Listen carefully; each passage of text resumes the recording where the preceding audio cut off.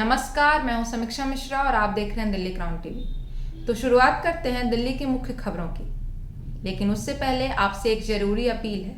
अगर आपने अभी तक दिल्ली क्राउन टीवी को सब्सक्राइब नहीं किया है तो अभी करें और बेल आइकन दबाना भी ना भूलें। तो अब आते हैं आज की मुख्य खबरों पर। एमसीडी चुनाव टालने पर सीएम अरविंद केजरीवाल ने पीएम मोदी से की अपील, साथ ही लगाए कई बड़े आरोप। अरविंद केजरीवाल ने दिल्ली नगर निगम चुनाव के तारीखों के ऐलान न होने को लेकर बीजेपी पर निशाना साधते हुए स्टेट इलेक्शन कमीशन से कहा कि उन्हें जो भी धमकी या लालच दिया जा रहा है वो बाहर आकर देश को बता दे। केजरीवाल ने कहा कि लोग कह रहे हैं कि एमसीडी का एक करना बहाना है, मकसद एमसीडी चुनाव टालने का है। बीजेपी को लग रहा है कि अगर अभी चुनाव होगा तो आम आदमी पार्टी की लहर है, बीजेपी चुनाव हार जाएगी। इसके साथ ही उन्होंने कहा कि चुनाव आयोग पर दबाव डालकर चुनाव रद्द कराने से चुनाव आयोग कमजोर होता है और इससे देश कमजोर होता है। इसलिए वह प्रधानमंत्री मोदी से हाथ जोड़कर अपील करते हैं कि चुनाव रद्द न करवाई जाए।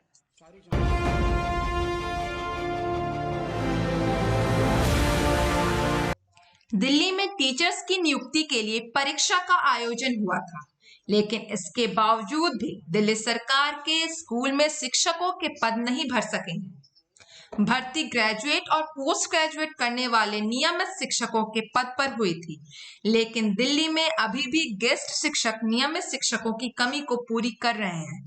दिल्ली में शिक्षकों की नियुक्ति के संबंध में एक आरटीआई से जानकारी मांगी गई थी, जिसमें बताया गया कि राजधानी में maths, English, Hindi, social science, natural science और संस्कृत के लिए करीब 33,000 शिक्षकों की भर्ती निकली थी, लेकिन अभी भी 52% यानी 17,000 पद खाली हैं।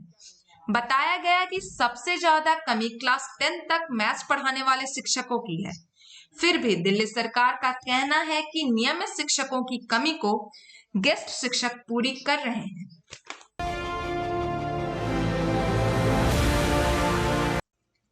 राष्ट्रीय राजधानी में ट्रैफिक नियमों का उल्लंघन करने पर दिल्ली पुलिस के कर्मियों को सामान्य से 2 गुना जुर्माना भरना पड़ सकता है। ट्रैफिक पुलिस आयुक्त अजय कृष्ण शर्मा ने 2 मार्च को जारी एक आदेश में कहा कि ऐसा देखा गया है कि कुछ पुलिसकर्मी सरकारी वाहन चलाते हुए या ड्राइवर के साथ वाली सीट पर बैठते हुए सीट बेल्ट नहीं लगाते हैं। आदेश के अनुसार सभी पुलिस कर्मियों को इस संबंध में संवेदनशील बनाने और संशोधित मोटर वाहन कानून से उन्हें अवगत कराने की जरूरत है। पुलिस कर्मियों के यातायात नियम तोड़ने पर 2 गुना जुर्माना का प्रावधान है।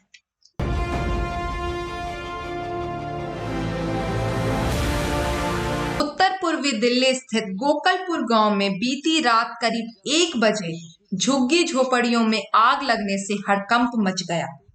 आग इतनी भयंकर थी कि इस आग में झुलसकर 7 लोगों की दर्दनाक मौत हो गई। मौके पर पहुंची दमकल की 13 गाड़ियों ने बड़ी मशक्कत के बाद आग पर काबू पाया। पीड़ित परिवार का आरोप है कि दिल्ली पुलिस के कार्रवाई में देरी के कारण लोगों की मौत हुई है। बहरहाल आग किन कारणों से लगी उसका अभी तक पता नहीं चल पाया है। पीड़ित लोगों का कहना है कि पास में एक रबड़ की फैक्ट्री थी, उसमें पहले आग लगी और उसके बाद झुग्गियों में भयंकर आग फैल गई। दिल्ली सरकार ने मृतक के प्रत्येक परिवारों को 10 लाख रुपए आर्थिक मुआवजा देने की घोषणा की है। दे रहे बाबूजी, हमारे सामान भी ले लेके भग रहे हैं बाबू। चोरी सारी मिट्टी ले गए, एक भी नहीं दिखाया आपको से। क्या कह रहे थे कि कुछ भी नहीं ले गए, कुछ भी नहीं ले, कुछ तुम्हारे यहाँ कोई नहीं चला, चुरा मिट्टी ले गए बाबू। हमारे बच्चे तड़प मरे। हम 7 आदमी बाबूजी मरे, 7 आदमी। हाँ, 7 बॉडी बाबूजी हमारे यहाँ। आग कैसे?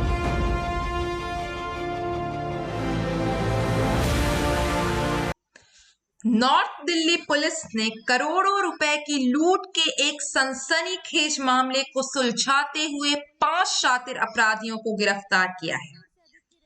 पुलिस ने उनके पास से लूट के 1 करोड़ 15 लाख रुपए कैश और 10 लाख रुपए का सोना बरामद किया है। लुटेरों के गिरफ्तारी के बाद एक चौंकाने वाला खुलासा भी हुआ है। पुलिस की माने तो जब ये बदमाशों ने लूट के इस वारदात को अंजाम दिया, तब इन्हें मालूम नहीं था कि जिसे ये अपना शिकार बनाने जा रहे हैं उसके पास 1 करोड़ से ज्यादा की रकम है।